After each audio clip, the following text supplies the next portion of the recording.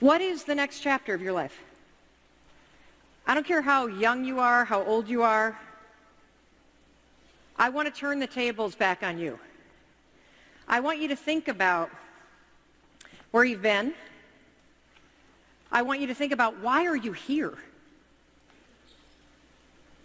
There is a new chapter starting in your life, in your business, in your relationships, and it's going to start right now. So what is it? You know, I've been thinking about this a lot because I'm in the middle of starting a new chapter. I've been thinking, I don't know how many of you know me or know my story, but I'm going to tell you a little bit about it. The last chapter of my life, my professional life, started about 6 years ago. So 6 years ago, I gave this TED Talk, this TEDx talk. And, you know, by the way, this was the first time I had ever given a speech. So this is, if you want to see what it looks like for somebody to have a 21-minute-long panic attack, this is a great speech to watch. And, you know, what was I talking about? Well, you know, I was asked to come and talk about how I had changed my career so many times, because I had been the kind of person that really could never figure out what the heck I should do with my life. I had gone to law school because I couldn't figure out what to do. I practiced criminal defense for a long time. Then I went into corporate litigation. Then I went into the .com scene. Then I got into the entrepreneurial scene. Then I got into the coaching scene.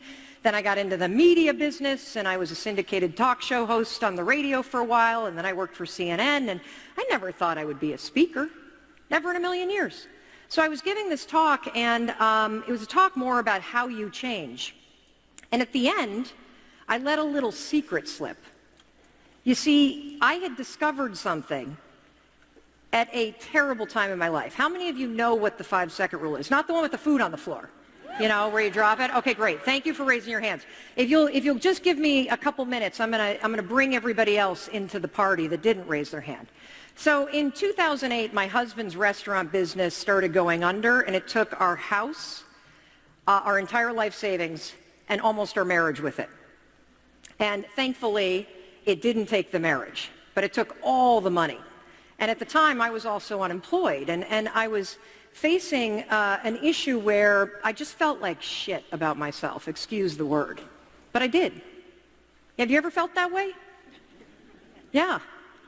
The alarm would go off in the morning, and all I could think about are all the things that were wrong with my life. You ever wake up and you feel that sense of dread? You got a job you hate going to? You got a body that you don't like? You just don't feel that good?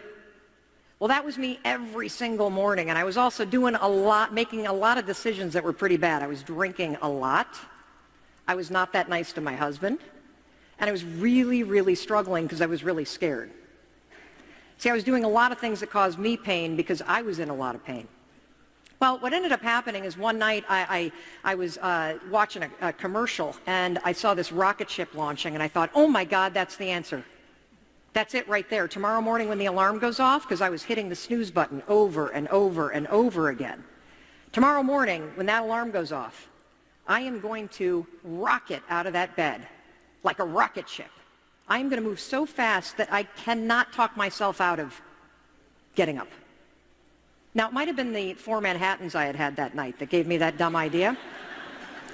But, you know, whatever. I'm going to take the inspiration where it comes. So the next morning, the alarm goes off, and I'll never forget this, you guys. It was a Tuesday.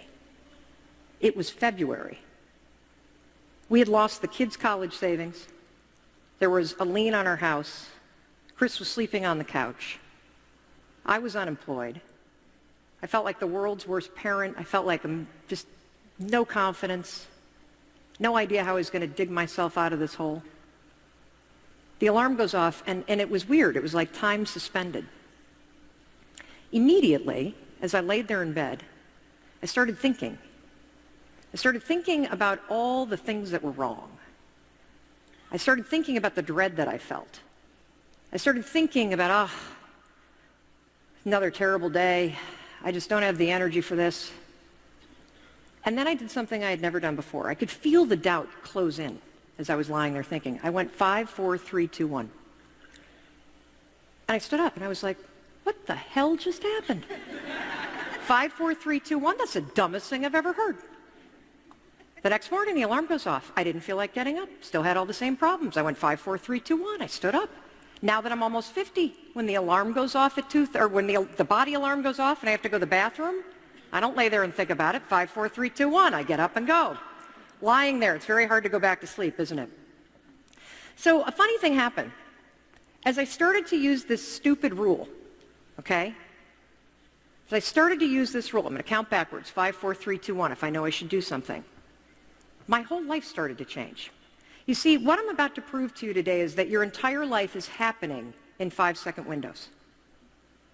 That the secret to greater confidence, the secret to beating self-doubt, the secret to building that legacy, to being hungry, like Bless was talking about, 5-second windows, 5-second decisions. I made myself a promise as I started to beat the habit of hitting the snooze button. I said to myself, look, if I find myself in a situation where I know what I should do, but I don't feel like doing it, I'm going to use this stupid rule. So I would 5, 4, 3, 2, 1 and get up, and I'd walk into the kitchen and I'd see Chris, and we still had all these financial problems, and I'd go, want to strangle you, because it's easier to point the finger, isn't it, at other people? Have you ever noticed when you're pointing the finger at other people and blaming and shaming and complaining, there's always 3 pointing right back at you, isn't there? I think it's the universe or God's way of saying, hey, the power is in you. But when you don't feel confident, you don't feel that the power is in you, do you? You feel full of doubt. So slowly but surely, I started making 5-second decisions. I would see the booze and I knew I shouldn't have it, and I'd go 5, 4, 3, 2, 1, and I'd turn away. I'd see the phone and knew I needed to make a phone call to get a job, and I'd go 5, 4, 3, 2, 1, and everything started to change. Now, in full disclosure, I was never going to tell anybody about this, ever, because it sounds so stupid. Oh, you guys want to change your life? No problem, just count to 5. Done. Okay, mic drop, I'm out. That's it. Here's the other thing. I had no idea why it worked. I honestly thought like I was a witch. I had figured out a spell. I understood like how to create magic in my head. And here's the other thing. This was classified. This was my stuff. Why would I want you to have it? This was working for me. I suddenly went from depressed, drinking, in bed, in debt, fighting with my husband, to getting up, getting in shape, getting sober for a while. Getting a job, getting a radio show, making that radio show syndicate, making more money than I ever thought was possible. How? 1 5-second decision at a time. So I never intended to tell anybody because it was working for me, it was working for Chris. And then I get and I do this talk and I'm having a panic attack and I totally forget where I am, and at the very end I'm like, oh, by the way, there's this thing called the 5-second rule. Wow. So 2011 was when that chapter of my life started. I walked off that stage, they put that thing online, and it's almost 11 million views strong at this point. Yes. Now, the 5-second rule, for those of you that are wondering, is this. It's super simple. The moment you begin to hesitate, count 5, 4, 3, 2, 1. Do not do it out loud. You will scare people. You'll sound insane. 5, 4, 3, 2, 1. Okay, here, I'm ready to go. Don't count up. You can keep going. You're going to count backwards, 5, 4, 3, 2, 1, and then you got to move, and you got to do this so that your mind doesn't stop you. And in a minute, I'm going to explain some of the science, but I want to tell you kind of some of the backstory.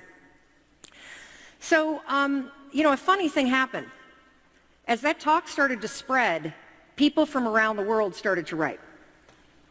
And we've heard from more than 250,000 people in 90 countries. Now, what do you suppose they write about? They write about that stupid 5-second rule. But the things that they write about are crazy, profound. So, this gentleman started using it, and he's on pace to double his business in 18 months. More importantly, he's so present with his kids going 5, 4, 3, 2, 1 and waking up in the moment that he's like Dad of the Year.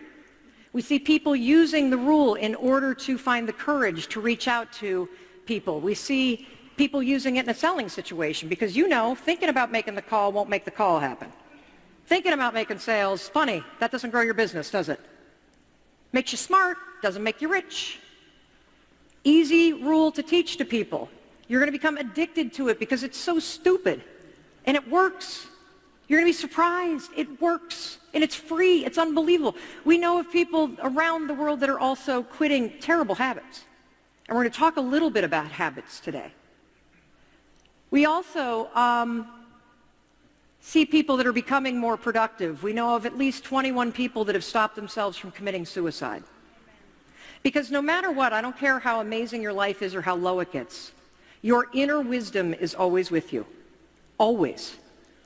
And the key to getting what you want, and we're going to talk about the next chapter of your life that starts today, is having the clarity to tune into that wisdom. Having the courage to listen to it and having the confidence to actually take action. Now, if you wanted the license plate, it's gone. And I need to say, do not use this to get a tattoo. And if you decide that you're going to, I am not responsible. Yes, this keeps happening.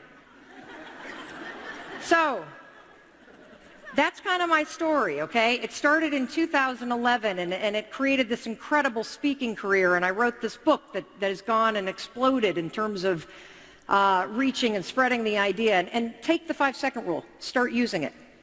It's free. It works. Walk out of here and try it. But that brings me back to you, because I've kind of had this feeling lately that a new chapter is starting. Do you feel that way?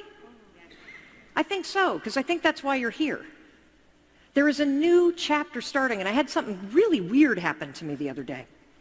So the new chapter for me is all about doing more work where I can connect with people.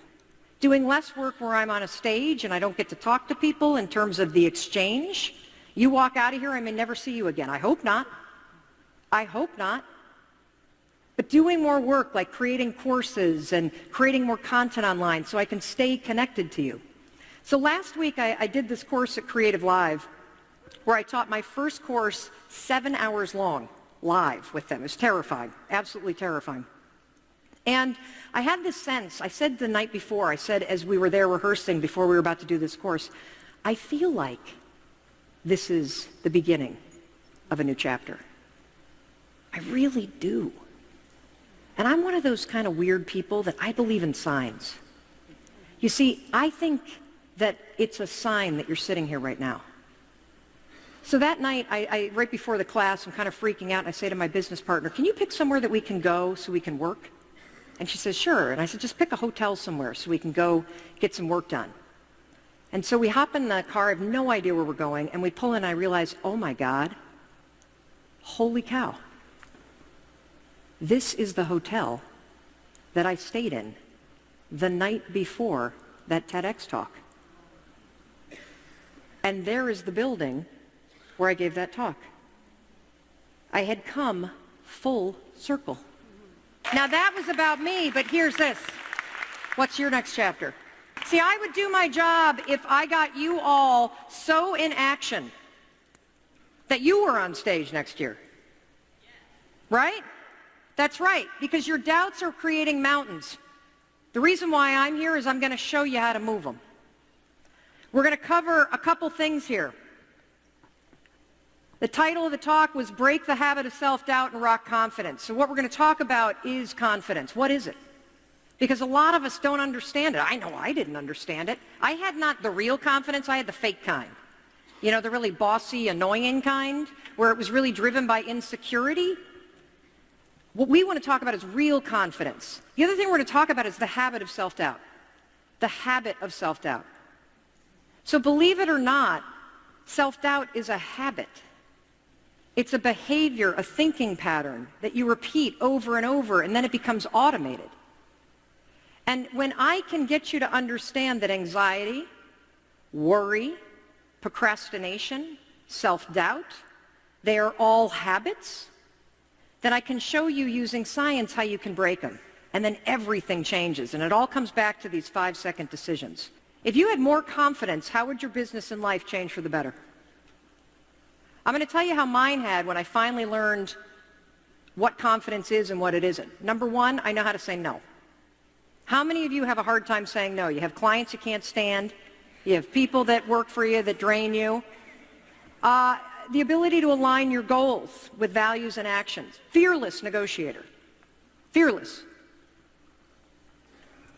Greater self-control. By the way, let me stop there for a second because I believe that in today's world, this is the number one skill for you.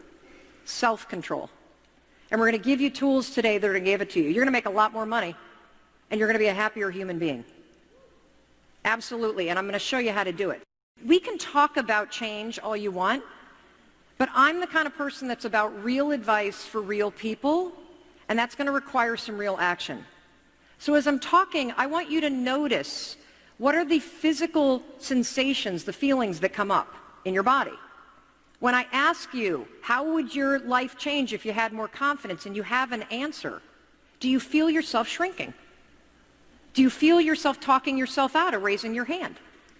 Because if I can get you to start to isolate that pattern and that habit simply in how you respond to whether or not you're going to answer this question, if I can break that right there so that you learn to try, I almost fell off. Oh, good, there's a thing. You learn to try. Thank you. I'm going to crowd surf right now. You got me? Okay. Then you can bring that anywhere. I'm into experiential learning because, I've got dyslexia, I'm ADD, it's really hard for me to read and retain. So if I feel it, if I have to do it, then it sticks. So let's talk about the myths and the truths about confidence, okay? Number one, confidence is a personality trait. Total baloney.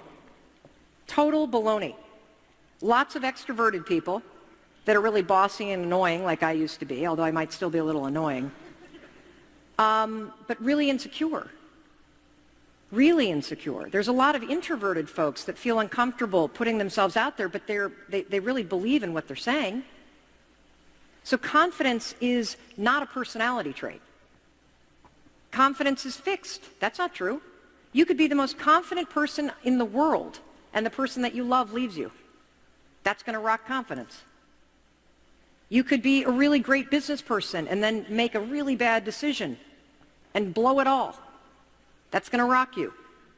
Number three, the confidence starts with belief.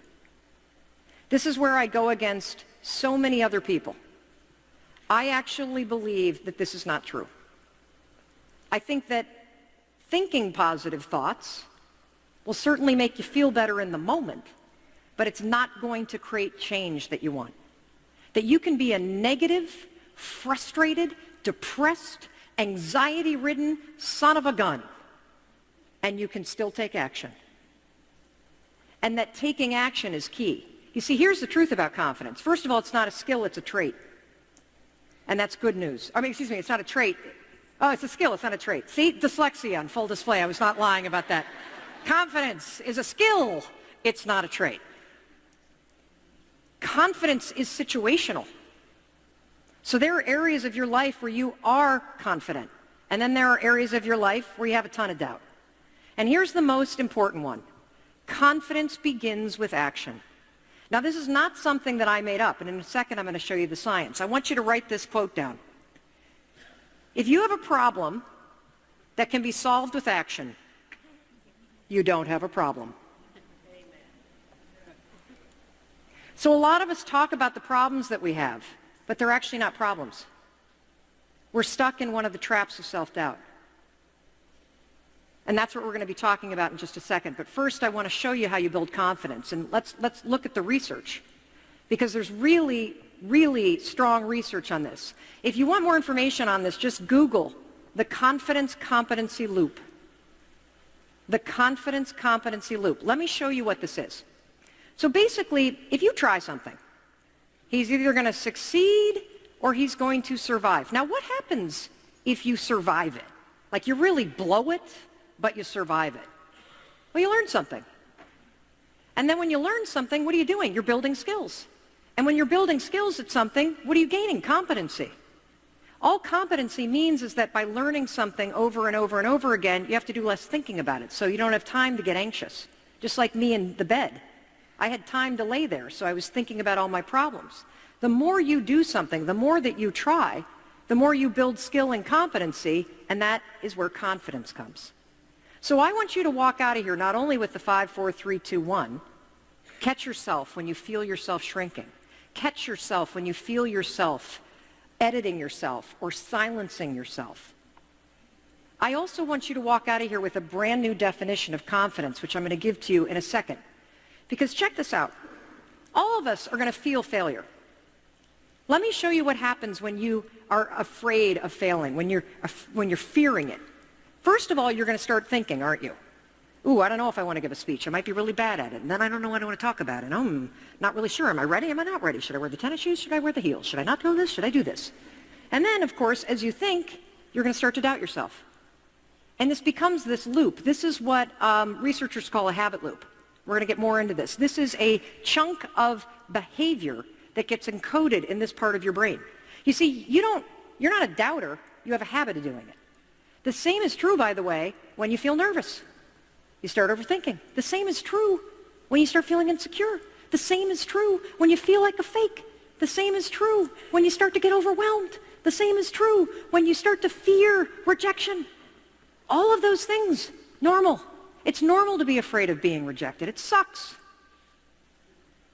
It's normal to feel nervous. These feelings are normal. Acting nervous is a choice. There's only one way to break a habit loop. You have to insert a different behavior. Pretty neat, huh? See, we spend way too much time with the red arrows. I got to be fearless. I can't ever worry. It's terrible to feel like a fake. No, it's not. It's normal. In fact, you're going to. When you first relaunch your eco-adventure company, you're going to feel like a fake. That is normal. Acting like one is a choice. So the only way to break the habit of self-doubt and thinking is to take action. And what action are you going to take? 5, 4, 3, 2, 1. And that, if you do it over and over, puts a new habit in place. This is how you build confidence, one 5-second decision at a time. Let me show you a little bit more science. So right here is your brain. And the red part right there, that's the basal ganglia. That's where all your habit loops get encoded. Everything that you do that you don't think about. Worrying. Let me give you another example. When you put on your pants, do you put your right or your left leg in first? You're thinking about it, aren't you? You don't when you pull your jeans on. It's a pattern of behavior that is right here. Here's the other problem. This is also where worry is. This is where anxiety is. This is where depression is. This is where self-doubt is. It's all right here. This is where procrastination is. What happens when you go 5, 4, 3, 2, 1 is you activate the prefrontal cortex, which you know is the part of the brain that you need for strategic thinking, for acting with courage, for changing. So the truth is, in 5 seconds, you can change anything, and that changes everything. And I want you to understand that to feel more confident about the things that you want to do in your next chapter, it begins with being willing to try. So if confidence is the decision to try, because I also like the idea of you not thinking that the big topics like confidence are about how you feel. I want to make them action-based, because you can't control how you feel at times, but you can always choose how you act. So if confidence is the decision to try, here's the definition of self-doubt. It's the decision not to. See, one of the things that I've come to realize is that when you talk about self-doubt, it's such a big term that you tend to think that it's just nothing that you can control. But what if you started to consider that self-doubt is actually a decision? It's going to give you a lot of power. Now remember, I told you that your doubts create mountains and your actions move them. So let me show you the 4 traps of self-doubt. This is really incredible stuff. So the 4 traps of self-doubt, because I just said confidence is about an action, self-doubt is a decision not to try, and there are 4 ways, 4 actions that we all engage in that are you deciding not to try. Here they are. Hesitating, hiding, hypercritical, and helplessness. So I'm going to unpack these for you, and I want you to be thinking for a minute. I want you to think about that next chapter. And as I roll these out, I want you to think about, are you stuck in this? And by the way, I can relate to every single one of these. So when I think about the next chapter of getting into throwing events and creating more and more courses and doing bigger and bigger things, I can see myself in every single one of these, okay? So this is normal stuff, and when you start to break it apart, now you got the power to change it. So hesitation, what does this look like? First of all, it's triggered by uncertainty. So if you feel uncertain about the changes that you want to make, you're going to fall into this trap. You're going to start hesitating. You're going to find yourself waiting. You're going to start overthinking. You're going to want your work to be perfect. Who is struggling with hesitation right now? Okay, come on up here. Kelly Jo, hop up. Can you climb up there? Yeah, get up here. Let's go. Oh, go this way. I'm not going to lie to you. I visualize this. You visualize. She visualized. We give her the round of applause, please. Is this the mic? Where's the mic? Oh, here's the mic. Round of applause, please. It's like, yes, thank you. Okay. Okay. You're going to pee your pants. This would be amazing. Because normally it's me doing that on stage. Hi. Okay, hi. So what is the next chapter that you want in your life? Like, what is it that you're working on? Well, it was this right now, to be up here. What do you mean? I wanted, at this conference, to stand on this stage. And then, because I have stage fright. It terrifies the shit out of me right now. My voice is quivering. Now, interesting. What's happening in your body? My voice is shaking. What else? I feel like my chest is going to cave in. What else? I'm really hot. Are you sweating yet? Nope, but my head hurt. No, I don't think Clammy I have liquid hands? left. Yeah. Mhm. Tightness in the throat? Very much. How many of you kind of feel that for her? Yes, those are your mirror Thank you. neurons, kind of. Now, you can feel all of that stuff, and you can take action. This is exactly what I'm talking about. So what is it that you really want to do that you're hesitating? Which one? Do you wait? Do you overthink? Which one are you doing? Uncertainty. Yeah. Uncertainty. Overthinking. So what do you want to create? What's the next chapter for you? I want to give a voice to kids that have been sexually abused and let them know that they can talk about it. Wow. Now, how are you hesitating? How are you stuck in this trap? What are the things that you're doing? Tell on yourself. Well, I didn't know that was going to be my answer until just now. But I honestly have no idea right now. Right now I can hardly see him, so excited. That's okay. That's okay. Okay, so come back to me. So what are the things that you do that stop you from moving forward? I get scared that I'm not going to be able to provide for my kids. Okay. What do you currently do? I work in sales. Okay. And so you basically tell yourself a story. You're overthinking that if I do this, then like it's one or the other. No, I mean, like, I kick ass in sales. Great. I can do that wonderfully. Like, okay. It's just who I am. This right here, standing here and feeling like my story is important, is not easy. Because you're a survivor too? Yes. So am I.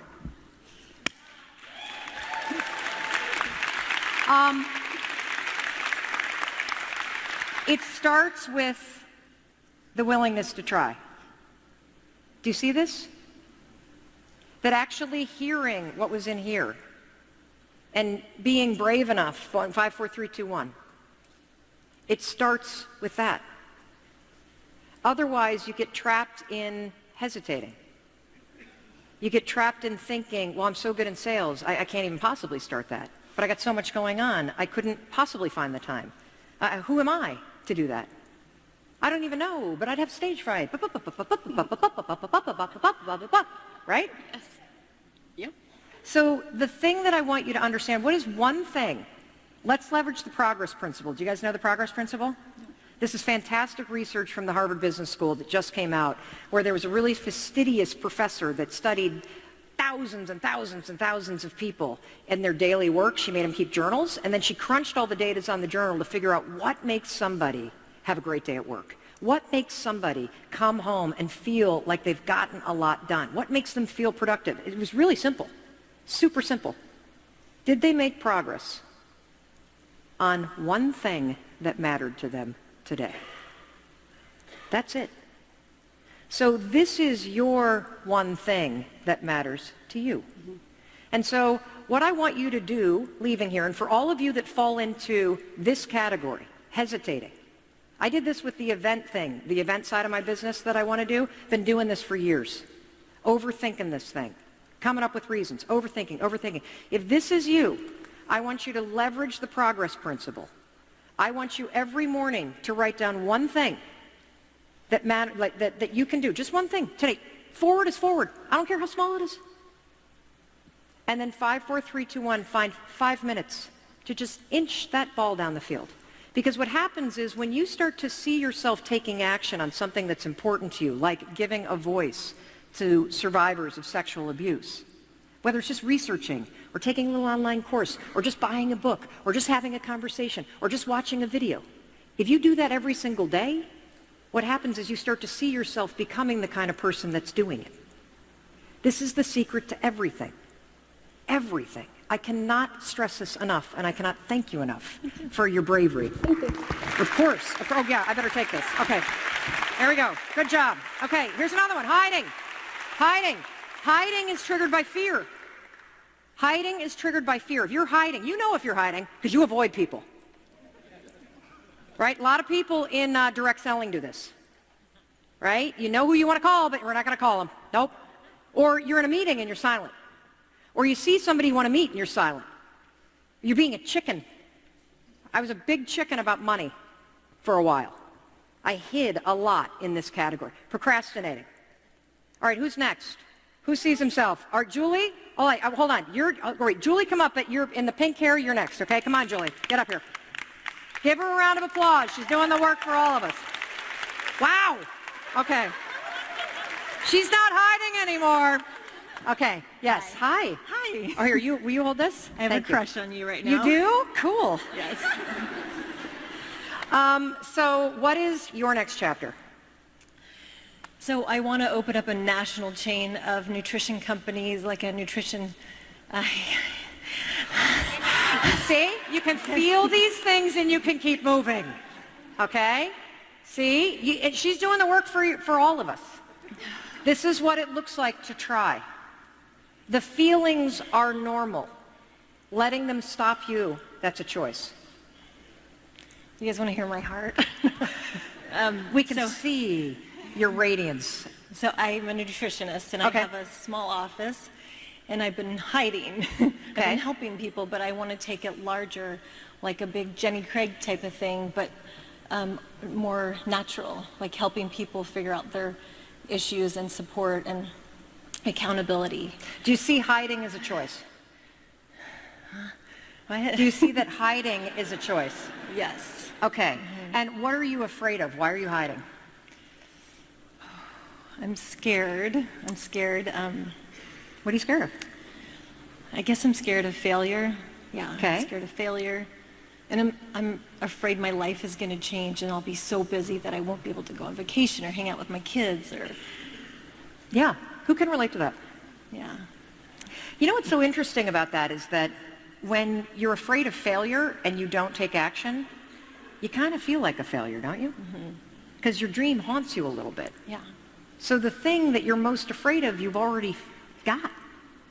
Because you're really struggling underneath this big dream that you have. So in terms of hiding, so if you're somebody that hides, the key is literally baby steps.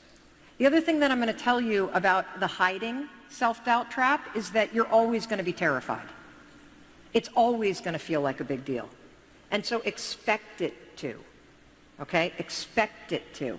So the other thing I want you to do is, because the other thing that people do that hide is, do you hear how big it is? Did you hear? National chain. Now that is the dream. But what could the next chapter be that's not so scary? Local. So let's start with, I want you leaving here, and the next chapter of your life is actually launching the first prototype. Does that make sense? Now, what is something that you can do tomorrow that would force you out of your shell and to not hide, to inch forward? One action toward a local. Find a location or do some sort of research on a building or how that would, I don't... Yes, this is exactly right. You don't know. I don't know. You're building competency. You don't know. How do you figure it out? You push yourself to try. And it doesn't matter what you try. You got to look at buildings. You got to look at other concepts. You've got to read a book on the business. You got to talk to people in the business. This is what's so exciting about the next chapter. You're going to figure it out. Got it? Okay, good. Give her a round of applause. Oh my God, I love you. All right. You're welcome. All right, let me give you the other one. And then we'll bring you up. We'll bring you up. You can come up while I explain this. Okay, so the next one. Hypercritical. So this is when you lawyer things to death. This is when you argue against yourself. And this is usually triggered by past failures. So if you're somebody that got burnt in a relationship and you're busy arguing, I'm not doing online dating. I'm never dating again.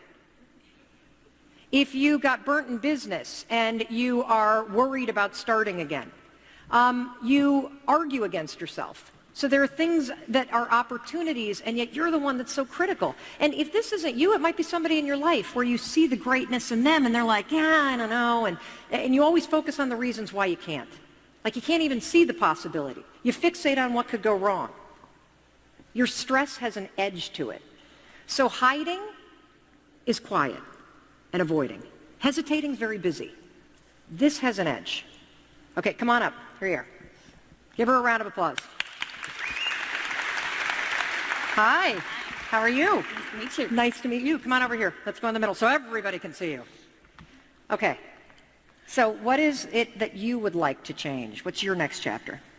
My next chapter is actually moving forward. I've taken a huge leap, and I've left my full-time job without really any kind of a financial plan in place. Like my family does not have health insurance right now.